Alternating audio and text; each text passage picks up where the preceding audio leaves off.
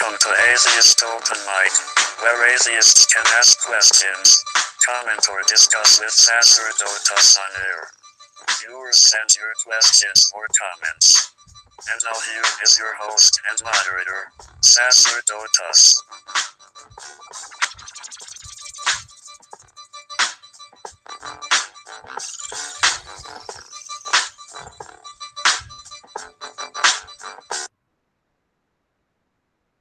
Hello, welcome to Atheist Open Mic.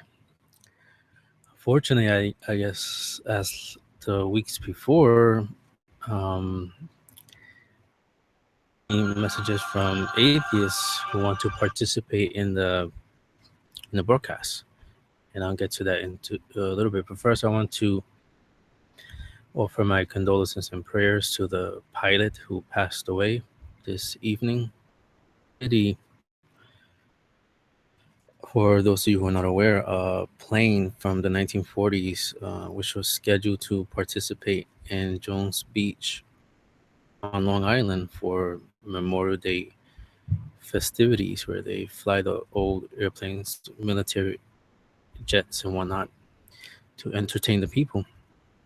Well, during a practice run, I believe, one of the planes crashed into the Hudson River, and they saw the pilot kicking the cockpit window to try to escape, but the plane just went underneath the water. So about an hour ago, they discovered a body. So everybody's assuming that it's the pilot that was found in the water. So just want to offer my condolences. It's a tragedy. I'm sure the events at Jones Beach are going to be very somber.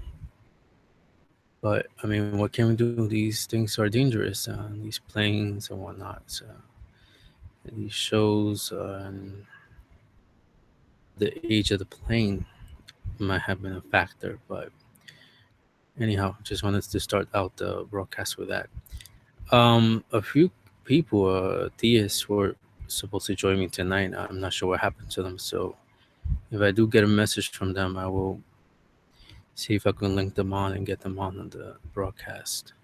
So in the meantime, unfortunately, like I said, no atheists wanted to participate. I'm guessing it's because they feel a bit intimidated by me, and I say that not because I'm trying to be cocky or arrogant or whatnot, but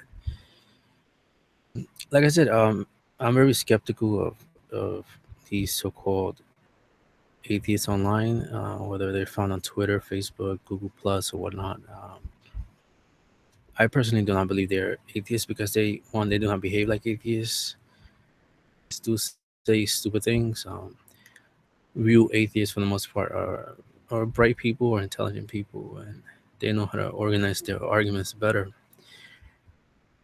as opposed to these people online who are they just use memes and photos and straw man in order to present their case or whatever they claim is a case against a specific aspect of theism or whatnot. And I'm gonna get into that in a few. Give these theists for some reason or an atheist send me a message to participate. So in the meantime, just wait one moment.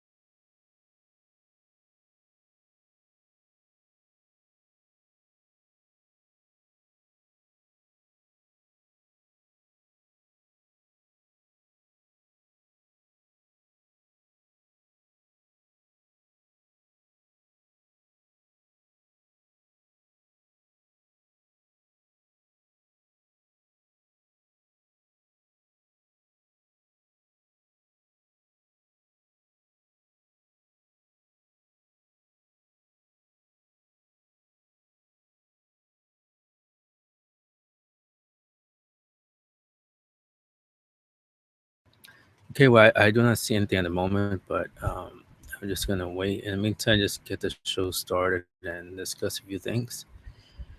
What I'm gonna do while I wait, if I see if any of these theists decide to send me a message or whatnot, or atheists and whatnot who gets interested while listening to the program, to do what I did last week, and that is present the different arguments that these so-called atheists love to present on these Google Plus communities.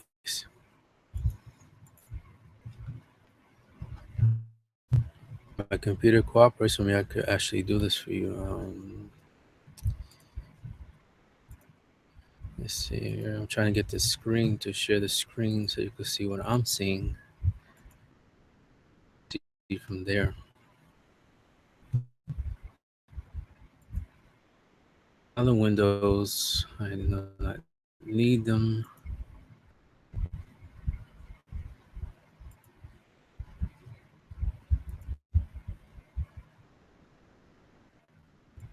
Now I think I'm sharing this window with you.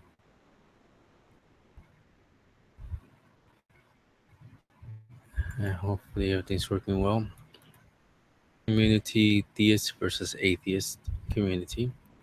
Like I said, many of the people here that claim to be atheists, they have really argumentation, arguments and whatnot, and I really they get upset with me because I disable comments. And like I said in the previous broadcast last week, the reason why I disable comments is because when I did leave them open, for example, last year, the year before, got on these comments were just ridiculous things, corny jokes, little um, insults and strong arguments here and there, little snarking comments here and there, and it will amount to like 50 or more comments, mostly based on this. And some to read is, I mean, it's like being in junior high school, uh, listening to bullies and whatnot. It's almost like the scene from Back to the Future with Marty McFly and Biff, the bully with his friends. And that's pretty much how it comes across in a cyber sense. Bully and the pack that follows the bully blindly without question. Why? Who's the theist and attacked and insulted by this ignorant character. Well, it's almost the same thing. And after a while, it gets boring. I mean, little things here is funny. You know, I find it funny how these people react, but after a while, it gets tired, it gets boring, and you know, my ultimate mission, my ultimate goal is to educate people, to educate atheists and whatnot, not to a social script of being in junior high school, and whatnot. It's just ridiculous. But anyhow, let me start with this meme right here. This guy, Bacon Pope Shane, and again, you could even tell what the names of these people use is a caricature, Bacon Pope Shane. I don't know what that has to do with anything. The Pope, obviously, for the Pope, the position of the Pope. And Shane, I'm not sure if that's the person's name or maybe it's a character. Maybe Shane from The Walking Dead. Who knows? But it's just boring to me. Trying to engage these people on their level because they're not interested in civil or intellectual discourse. This guy Bacon Pope Shane writes, "Hey, it's religion bingo. This guy got all three big ones covered." And the meme says, it has a picture of Abraham about to sacrifice Isaac, his son. And it says, "Meet Abraham, the father of Judaism, Christianity, and Islam." I'm not too sure about Islam, and I'll explain that in a bit. At the bottom it says, "Because a person who would murder their child because a voice told them to is someone the whole world should admire and follow." Okay, first, let me just introduce the story briefly. Abraham, he was before Abram. Abraham, because he will be the fire, the not the fire, but the father of many nations, and God will promise this to him, and he and his wife Sarah tried to have a child and they could not. So Abraham ended up having a child with a slave, and they named him Ishmael. But still, Abraham wanted a child from him and his wife. So decades later, when they were up there in age, God told Abraham that he and Sarah were going to have a child. And Sarah was eavesdropping nearby and started giggling and laughing because she was up there in her probably 70s or 80s, and she was thinking, there's no way I can bear a child at this age. So obviously God, who knows everything, noticed this and said, well, since you laughed, then you're going to name the child Isaac, which means God laughs. Because in the end, he had a last laugh because Sarah did get him pregnant and gave birth to Isaac, the first child of Abraham and Sarah. So then later on, God puts Abraham to the test, him to sacrifice Isaac. Now, there's a reason behind this, and Kierkegaard tried hard to figure this out. And he wrote his fear and trembling and whatnot into now because it's really more of an existential type of discussion. But I'll focus more on the meme and the straw man behind this meme. Anyhow, he was supposed to sacrifice Isaac, and the reason why is because at the time, the Hebrews were surrounded by all kinds of different cultures, Canaanites and so forth. And these people sacrifice people to gods, to these idols and whatnot. So God, the real God, wanted to test Abraham to see if he would do this for the one and true God. It's not that he really wanted human sacrifice. God does not want that. It was just a test.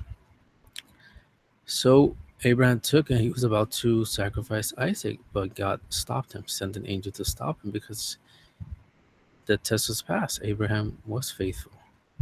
And even though he was around the influences of the pagan religions around him, he still did not succumb to the ideas that they had. And he had faith in God, true, genuine faith.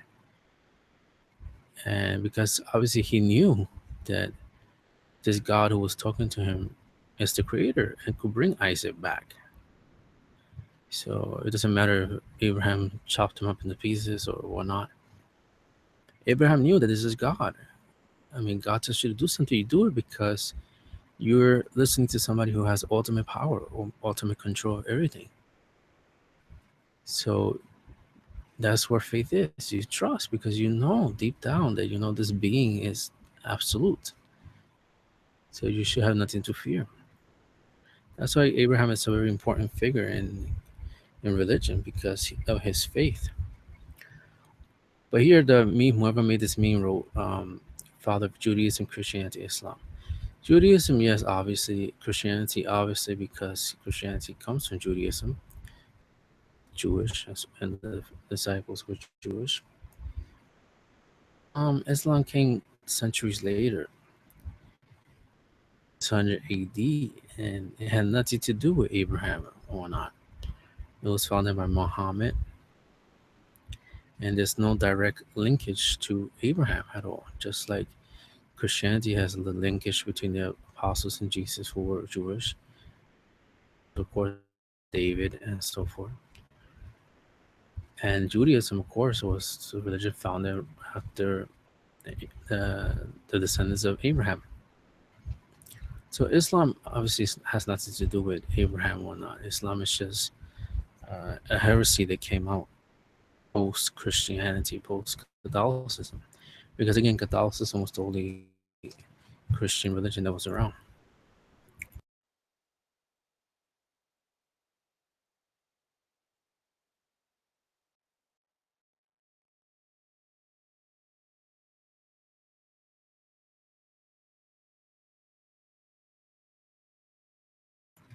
Okay, I had to stop there for a little bit of a water break to finally in the Northeast, we have been getting some 90-degree weather.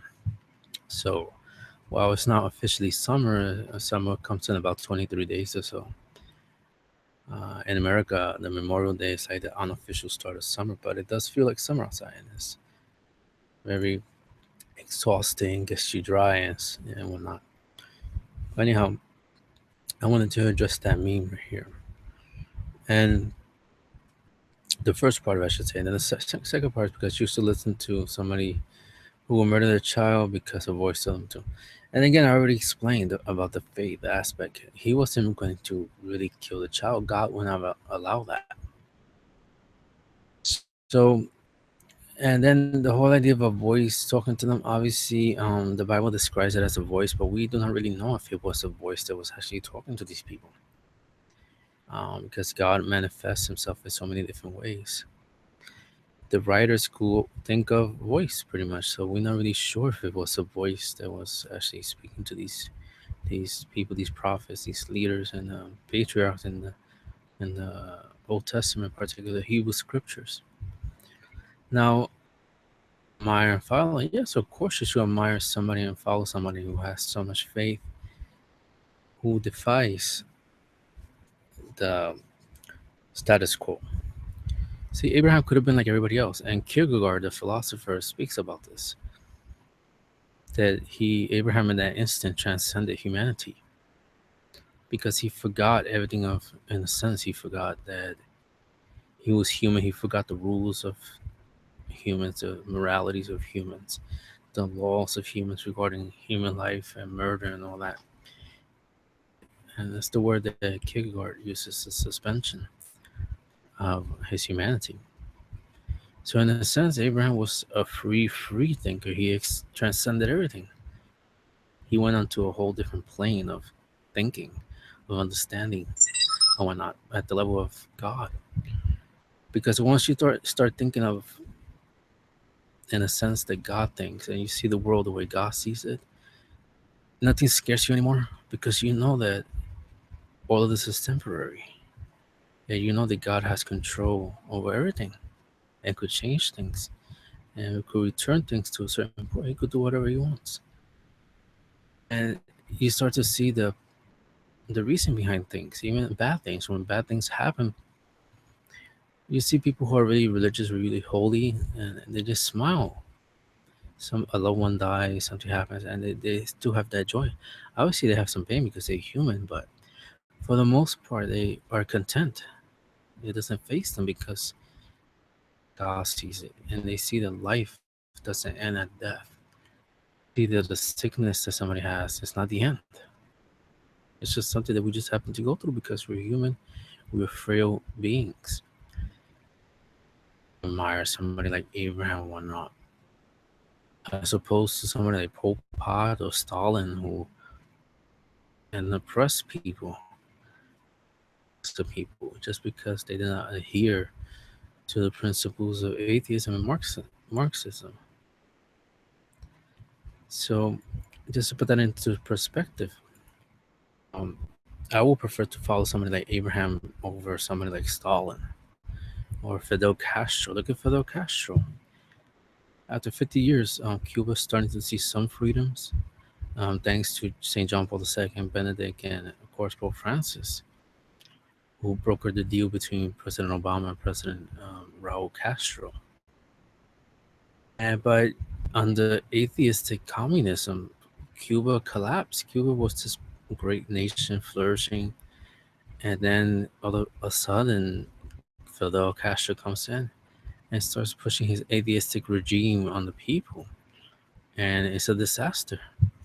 You see the buildings all run down.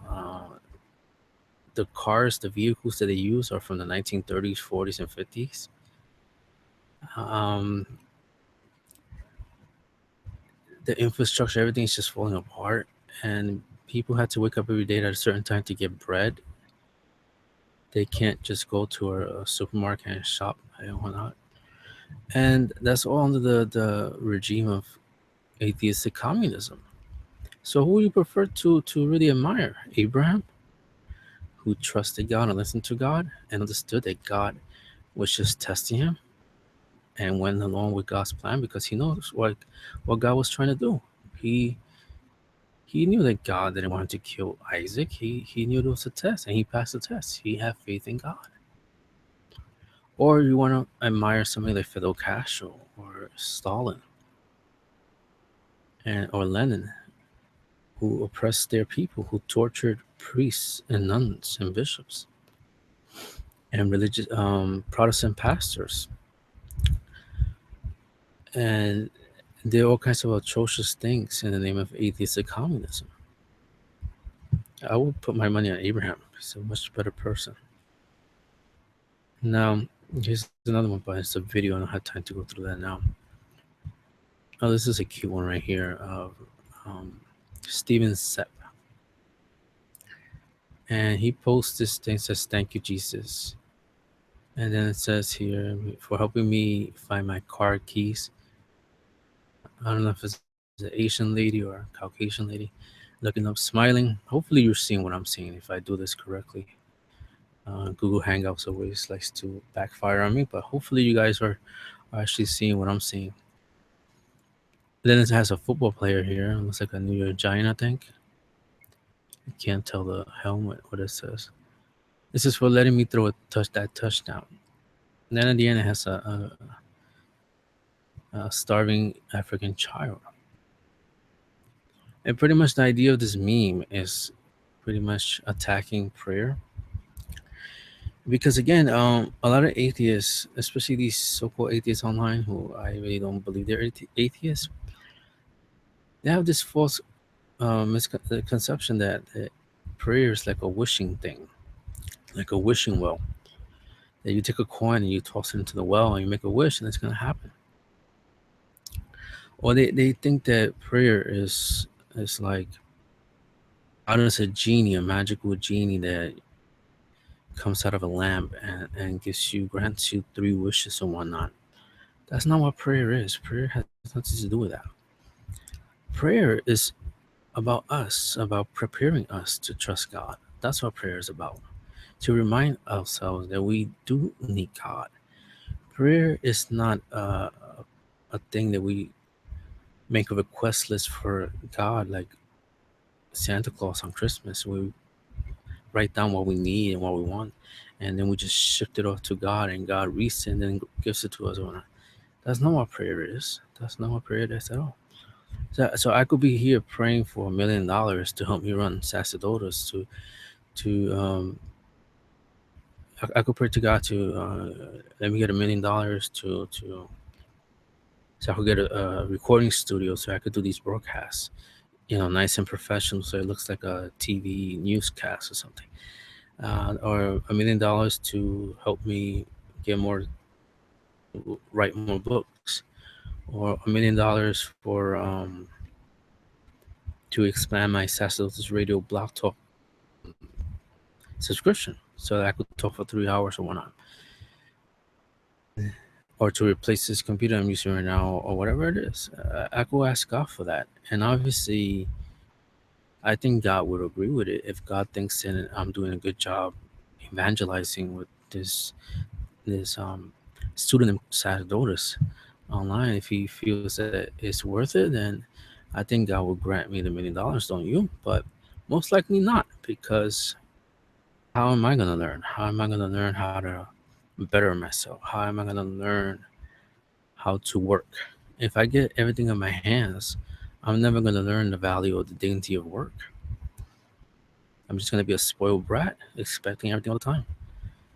So prayer doesn't work that way. Obviously, you pray, you might get it, of course.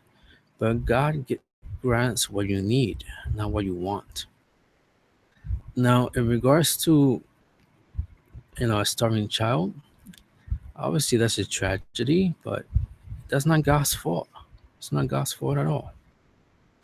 And what I mean by that is that when Adam and Eve sinned, decided that humanity is gonna do things Lone Ranger. That's pretty much what the Adam and Eve fall story is all about.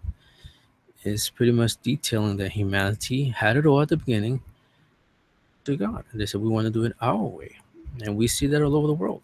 We see scientists trying to clone humans, trying to do all kinds of things, want to transplant a human head and whatnot, and do all kinds of strange Frankenstein type things, experiments and whatnot. We want to go colonize Mars and the moon and all these different things in the universe, like if we own them or something. So we have that God complex. We all think that we're God, humanity, and I'm saying we as humanity. And obviously, God is not going to be there helping us in everything because of that attitude. If we're going around thinking that we're God, that we're better than God, then we don't need God. Then you think God's going to listen to us whenever we ask Him for something or pray for something? Not. But if we change the attitude, if we mean the prayer, and we say to God, I need this badly. I don't deserve it, but I cannot do anything without you. I need your help. Without you, I cannot be successful or not. Then of course God's gonna listen to that and say, okay, this person is learning to be humble. It's learning that he or she doesn't know everything because he or she's not me. It's not. So I, yes or no, will grant whatever it is the person is asking for.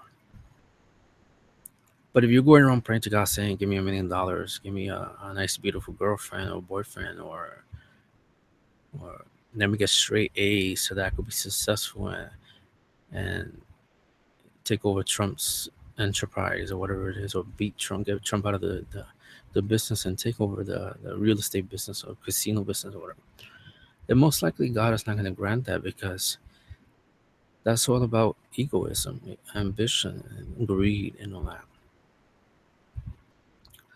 Now, with the starting child, those are the consequences of man. Man did that.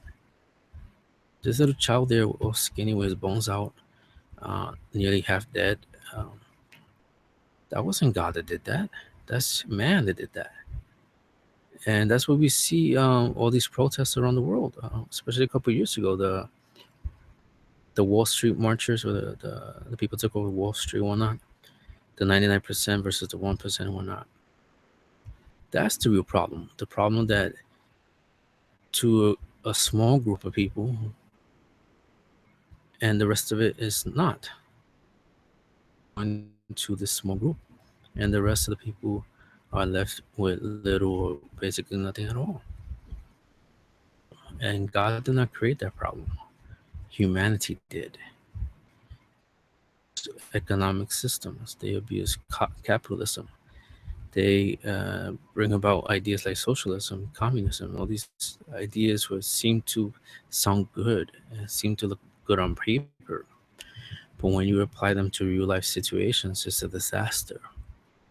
Capitalism, while it works fine for some people, doesn't work for everybody. It's not perfect. This is why the popes have criticized capitalism for decades, and obviously the so-called right wing of the United States, conservatives and whatnot, they are quick to call the Pope a communist or whatnot, and that's because they're stupid. They really don't understand anything about economy. They don't understand anything what the Pope is trying to say. They're just trying to feed into this cognitive bias and come about with all these conclusions attacking the Pope as being communist, just because the Pope is preaching the word of Christ that we need to care for one another, that we shouldn't be greedy, that it's easier for a camel to pass through the needle, to the eye of the needle, than for a rich man to enter heaven. Just for the Pope preaching those messages that it's okay to have things. That's not a problem.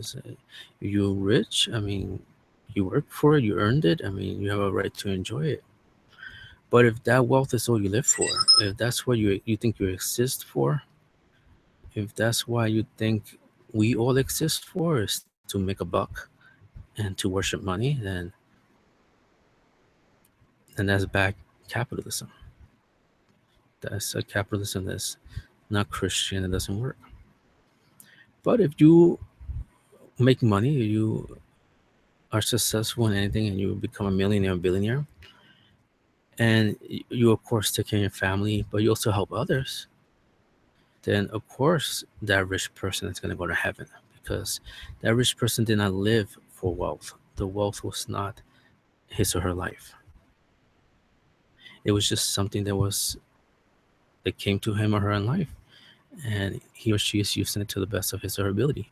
First, to care for the family, because the family is the first thing that we have to care for, the first vocation, and care for one another. But this whole thing of these starving kids in Africa and all that, that has nothing to do with God. God did not ordain that. God was not sitting up there in the throne saying, okay, North Americans are going to get fat and obese and enjoying wealth, while the Africans are going to starve and whatnot. That's not what God did. God had nothing to do with that. Man did that. Greedy man did that. I mean, the Europeans went to Africa and pretty much robbed everybody there.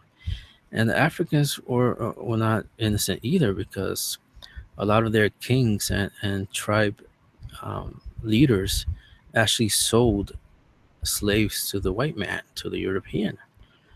So, I mean, many times you always hear the narrative that the European came and took slaves and that white people are evil. And a lot of people hear that narrative, but that's not historical.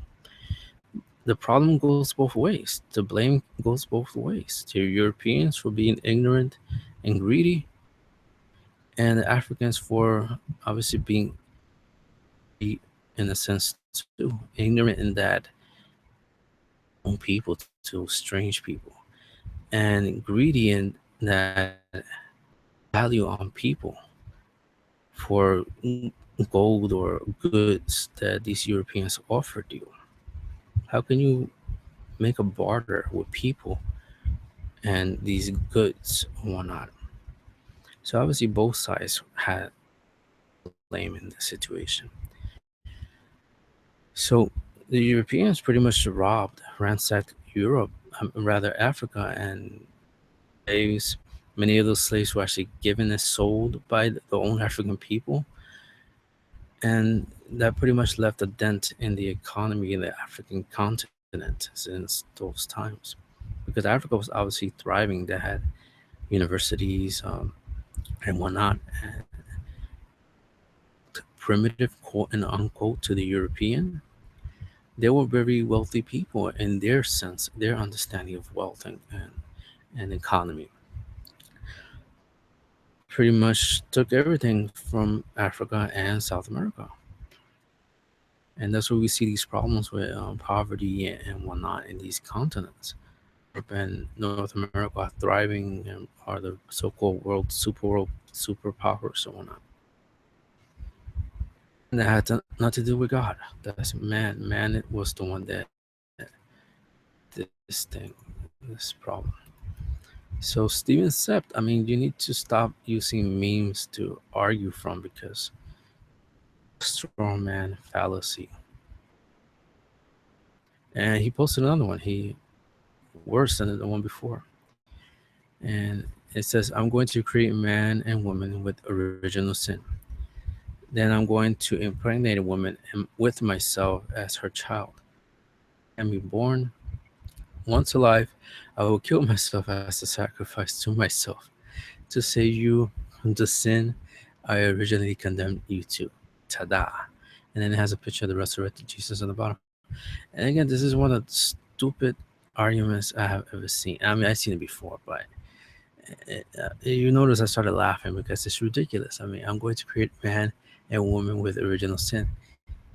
Man and woman with original sin. He created man and woman pure, they were innocent. It was when they sinned, when they listened to the serpent and ate from the forbidden fruit, from the tree of knowledge of good and evil, that's when the original sin came in. See, the original sin was disobeying God. That's what's called original sin. The first sin was disobeying God. God said, don't touch that. They went and they touched it. That was the original sin. But God did not create man and woman with sin. That's ridiculous. Remember, God, when God made things, He made them good.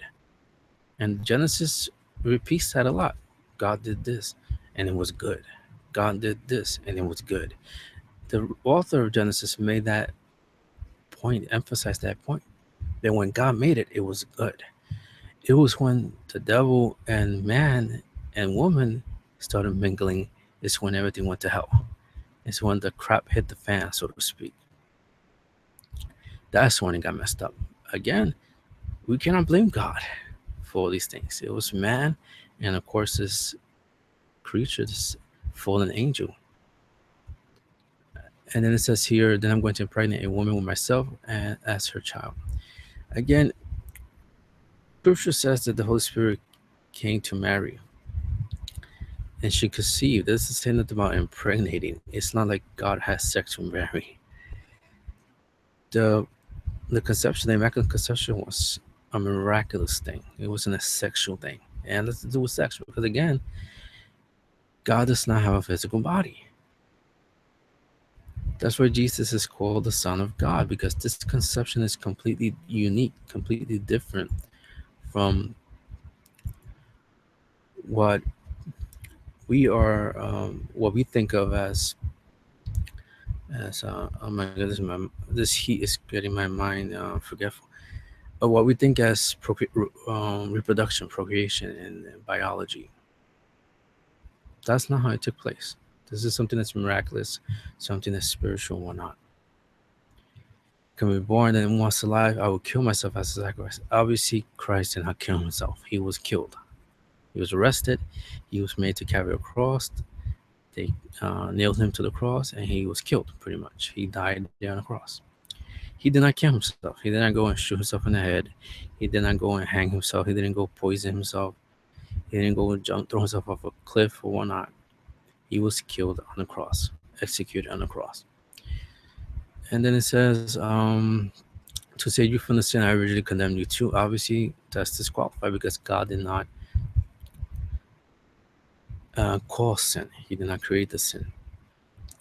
So again, this is another problem here, and that I mean, obviously it's comical. It gave me a little chuckle, but you can see the stupidity in it. It's unbelievable. And again, shame on you, Steven Sepp, for posting this. It shows you did not read, you did not study. That's pretty much it. And then this one right here from Bacon Pope Shane again. It's quoted from Luke 19:27, and this is a famous verse that atheists like to bring up a lot. And I think I addressed it in a video. 10 questions that Christians can answer. I think it was there. I'm not sure. But anyway, this Luke 19:27 has to do with Jesus says that mine, and that they're gonna be brought before him so they could slay them and whatnot. And immediately they said that Jesus contradicts himself, because in one moment he's saying love your enemies, pray for those who persecute you and whatnot. But then here he's saying that, but those my enemies wish will not that I should reign over them, bring here and slay them before me. Now the problem here is that they pick that one verse and then they go to the wind with it. They come out with all kinds of conclusions and whatnot. The problem is that they didn't bother to read the rest of it. They don't bother to read that Jesus is giving a parable, a story. Jesus is not literally saying that bring my enemies before me and so you will slay them. Parable, speaking to the people how they understood in that time. The people back then believed in monarchies and whatnot. King Herod, Caesar, the emperor, Augustus, the emperor, and whatnot. That's how they thought of power. And in justice, how was justice carried out in those days? Well, they slayed you, they crucified you, they slayed you, they beheaded you, and not. So Jesus is using this terminology, these ideas from the time, to tell the people a story. And pretty much what he's saying is that, yeah, in the end of the world, those who didn't trust me, didn't believe in me, didn't want to love with me, didn't want my love, they're going to be slayed. But what does the slay mean? It means hell, separation. You pretty much cause your own death, your spiritual death, because you did not want to be part of God. It does not mean that God's gonna sit there in the throne and watch you get slayed because you were an atheist and whatnot. No, that's not what it means. It means that he's conveying the message people understood, using imagery that the people understood at the time. They're pretty much saying that yes, at the end of the world, you're going to be judged. Those who did what they were supposed to do are going to be happy with me because they trusted. Those that didn't want to believe, that didn't want to be holy or try to be holy, then they're going to be quote unquote slayed, meaning cut off. They're going to be condemned forever in hell, in the state of hell, which is separation from God. Now, I think one of the theists sent me a message, so I'm going to stop this for a moment and see if I could bring him on.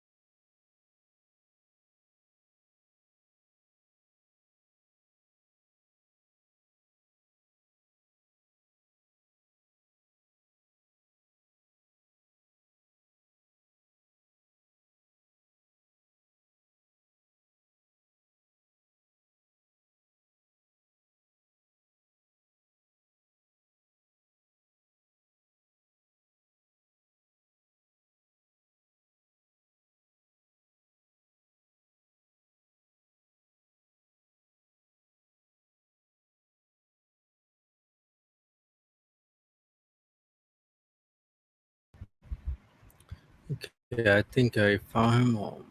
I sent an invitation. Hopefully, he gets it. And he could join the Atheist Open Mic right now.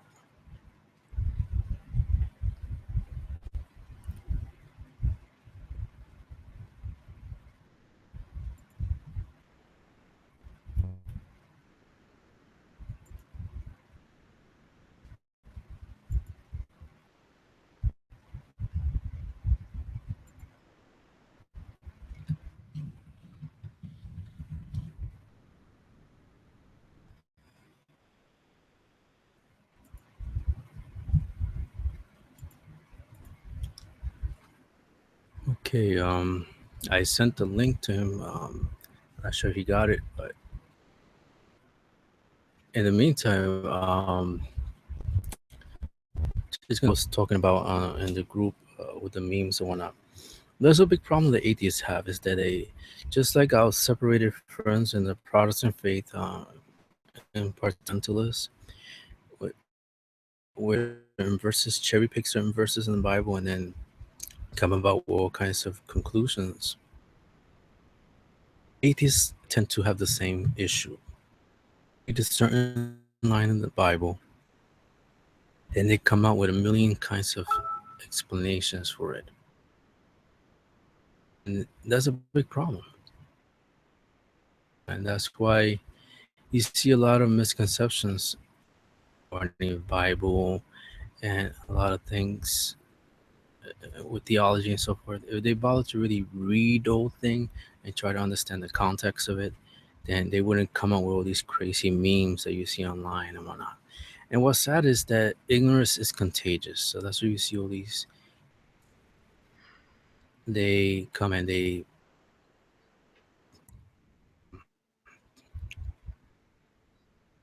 believe all these ideas, and then you have all these cult pretty much forming in with atheists and whatnot.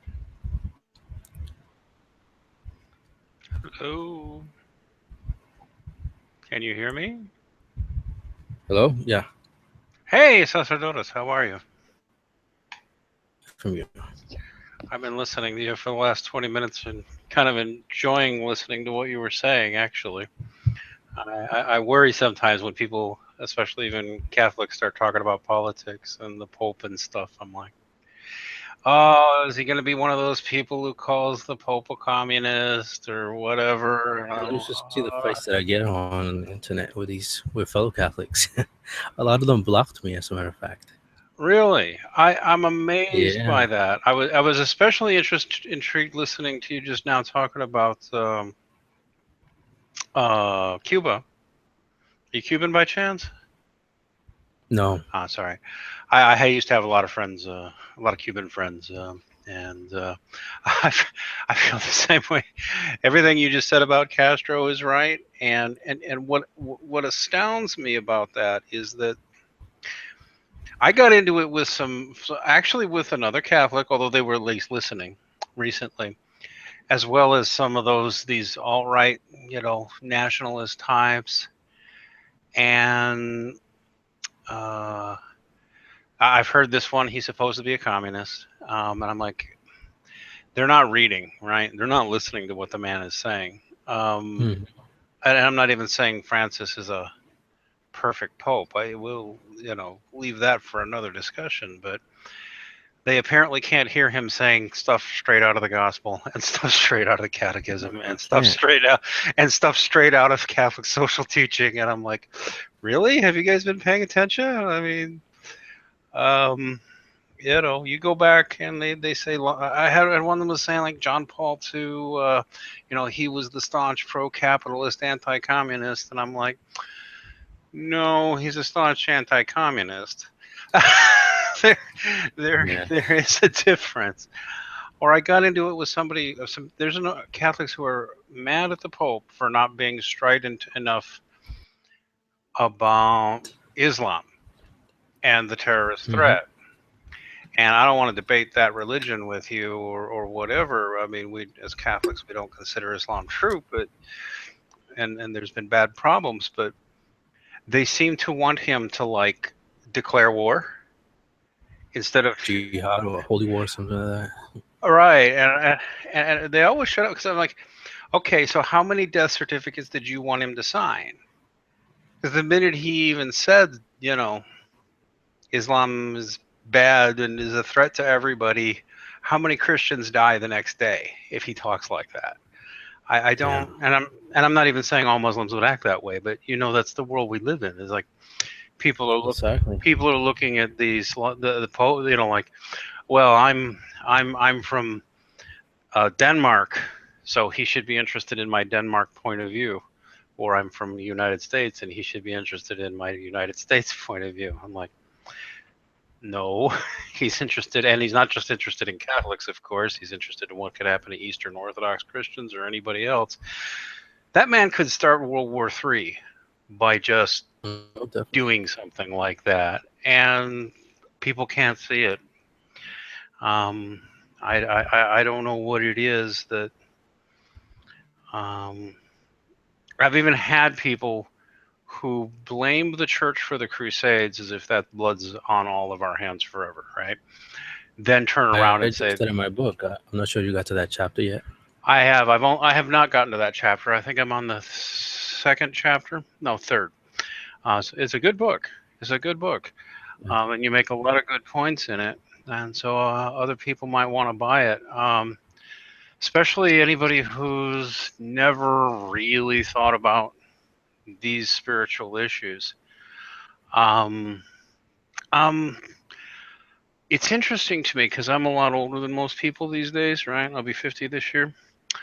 Um, and I came into the faith only about in the last 10 years. But um, I forgot what I was about to say about that, except that, it's very different from when I was younger. It's very, very different from when I was younger. Um, like, at least on religious matters, people are so much dumber than they were when I was a kid, right? Oh, definitely. and I don't mean less overall intelligent, but at least on these matters, it's like all they've ever done is listen to Penn Jillette and Bill Maher and these other atheists growing up or something. And so they'll just think the dumbest things. Like I loved what you were just saying there about prayer. And the notion that we don't just, you don't get what you want just because, God's not a genie. You'd be surprised how people think that somebody's missing an arm and say, okay, pray to God so you can come back. It's not going to happen unless God wanted it to happen for whatever reason. But most likely it's not going to happen because it goes back to the temptation of Christ for Satan.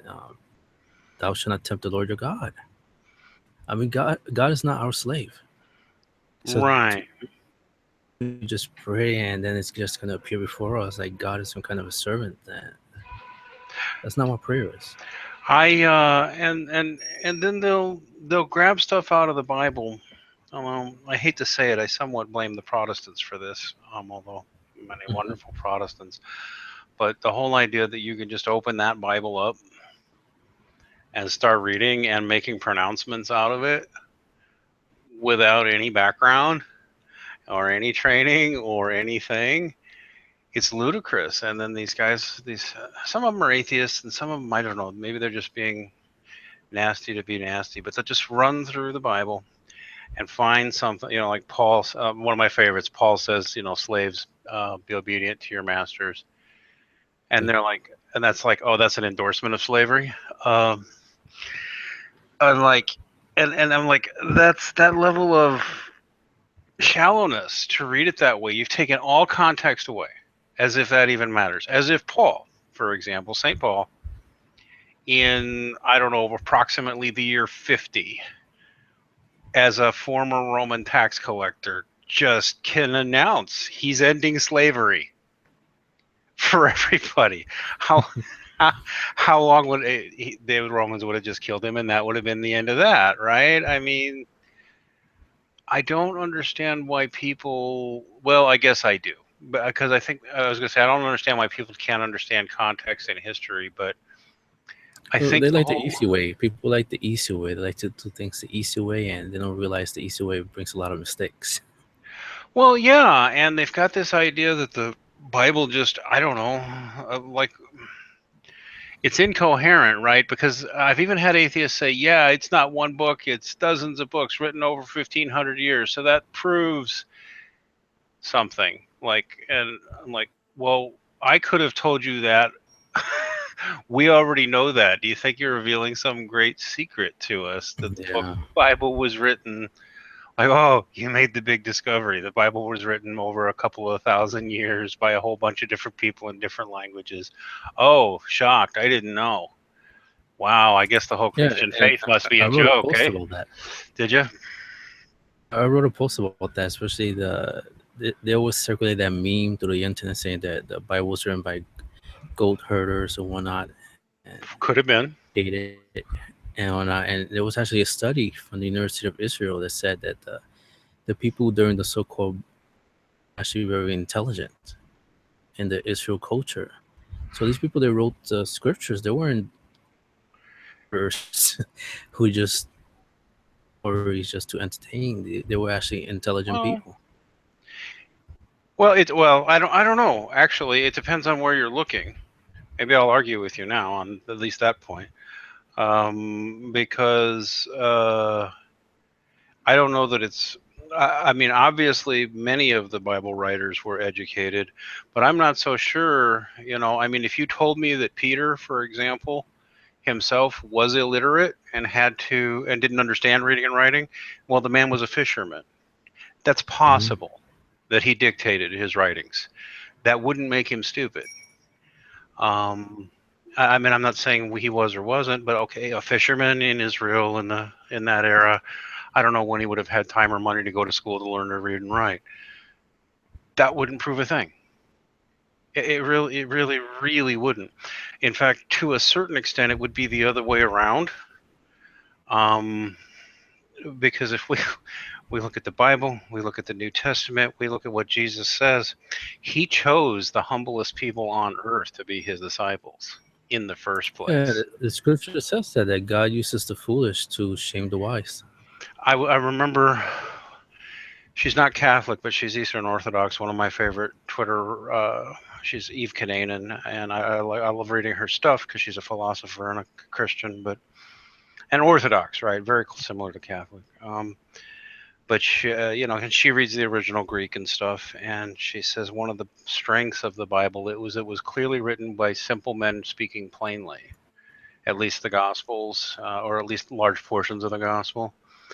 And that actually makes a lot of the truth shine out better because they're plain spoken and they have no pretensions, and that's what really, that's not immediately obvious when you read the Gospels until you realize not one of those guys was talking themselves up.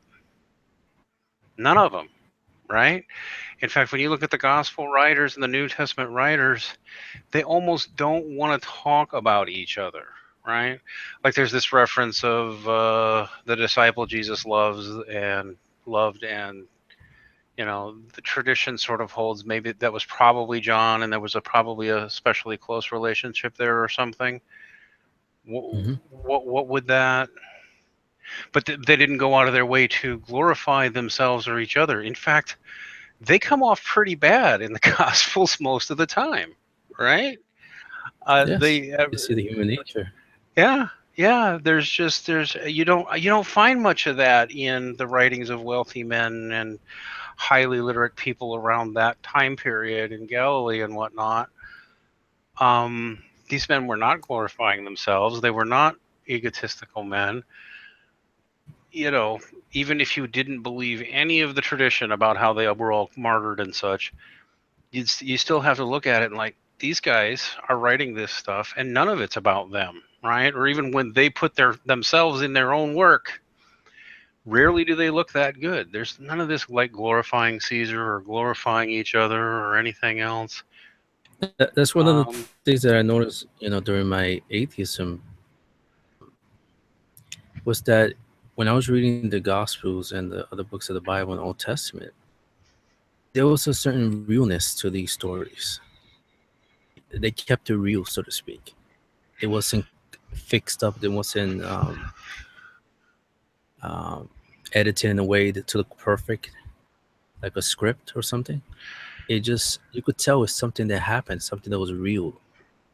It's like the humanity and the disciples, none of them glorified each other. You could see that it's somebody telling the story of something that really happened, and they did not filter anything out.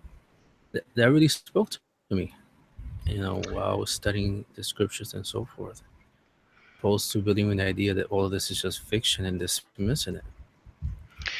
It's funny because I have such a different. Yeah, I went through a long period as an atheist where I didn't, or agnostic. I don't know if I want to go through my whole story, but there was a long time I found the Bible completely unconvincing.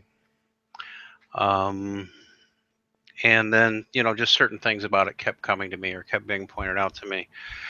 And this conversation is part of it. These are things I started to realize. I mean, I've been talking with atheists and others, and I lost one friend recently because he just absolutely insists that the New Testament is best understood as mythology, a la Joseph Campbell. And I don't know if you're familiar with Joseph Campbell's writings on mythology and all that. Yes. Jesus doesn't fit. The Gospels don't fit. I mean, they really don't. I mean, the typical mythology pattern. They really don't. I mean, sure, there's elements, just like everybody's life has mythology elements.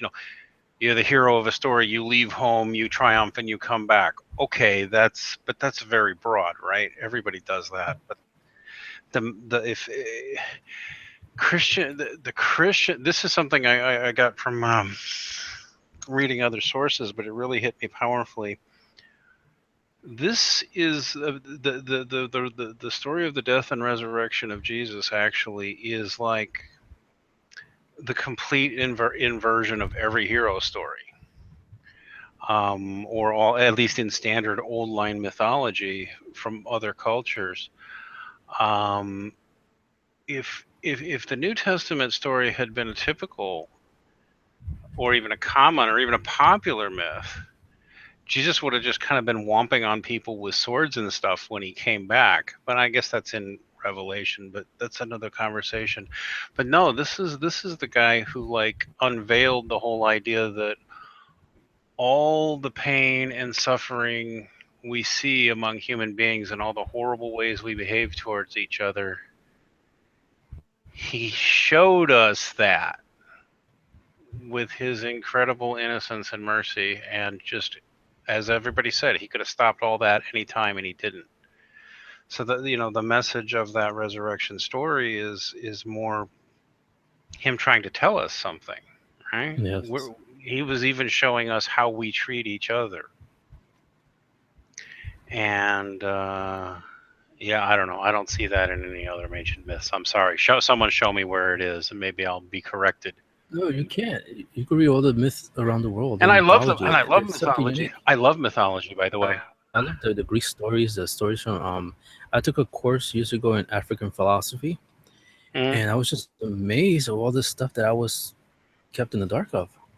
Oh, really? I mean, I always heard of Plato, Aristotle, Socrates, but then all these other African philosophers that were the professors taught us about, and the stories. I was like, wow. And I used some of the quotes in the book. Like for example, like who? Like give me an example. Like Bantu philosophy. Okay. And things like that. Friar Temple, so it was a Franciscan. He came to the Bantu people. Where it was in Africa? Who was it? Okay, so this was still a Christian? He was a Franciscan, a missionary. He came and he learned the language of the people, and the elders who were like the people alive. These people don't write anything down. He learned the language and he sat with them, and he was just amazed at the philosophy and how very similar they were to Christianity. And these are people that never heard of Christ, you know. And he was just amazed at how the ideas of God that they had as a creator and so forth, and about loving one another, pretty much the gospel. He was just amazed by it, and so of setting yourself aside to help others, free will, how God controls the universe and so forth. It was very. So you're saying the Bantu already had these ideas? Yeah, they already had these ideas, and this Franciscan friar Temples, he was just amazed by it. He wrote it down. So that makes me curious. What did they see in Christianity? Well, by which I mean is they already have these values. So what I mean, other than finding the story convincing, was there some? Well, you know what I mean? Yeah, I guess because there's other pagans that, you know. I'm sorry. Go ahead. Yeah, I guess the person of Christ, that while these people had their stories that correlated a lot with what Christians believe, actual being, the actual person, the figure of Christ, looked to as the personification of right living and so forth. Plus, he ends a lot of debate. I mean, you mentioned Aristotle and Plato and Socrates and stuff, and I find that interesting because I know a good Catholic education usually includes that, but almost nobody else does, right? Because it's interesting. I have been reading Plato lately, and you can see through Socrates why the early Christians were, well, not just the early Christians were fans of Plato and Aristotle and that, but why also people who were into Plato and Aristotle and all that were immediately resonating with the gospel message. Not just because it was saying things they'd already thought, but it was saying a lot of things they had already thought. And one of the things that still knocks me out about you can go to those ancient Greeks, and not just Socrates, Plato, but Xenophon and some others. They had intuited, they had logically worked out that something they called God had to exist. The only debate was, what are God's properties? Is God intelligent or not, for example? Is God evil? God care about us? Is God aware of us? But they thought God had to be. A lot of them did, because it only makes sense. And if you're really into like Thomas Aquinas, his argument for motion he got from Aristotle, right? Who'd never heard of Jesus or whatever. Uh-oh.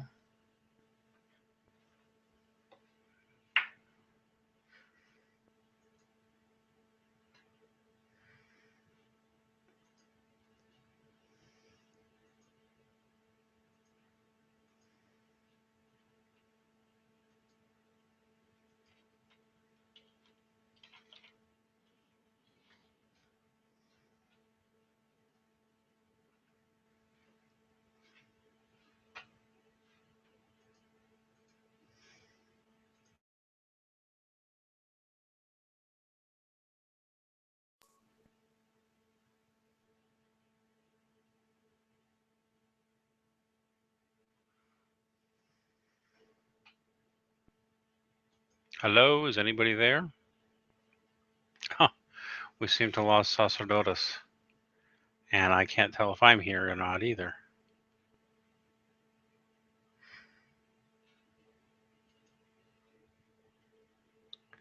Hello?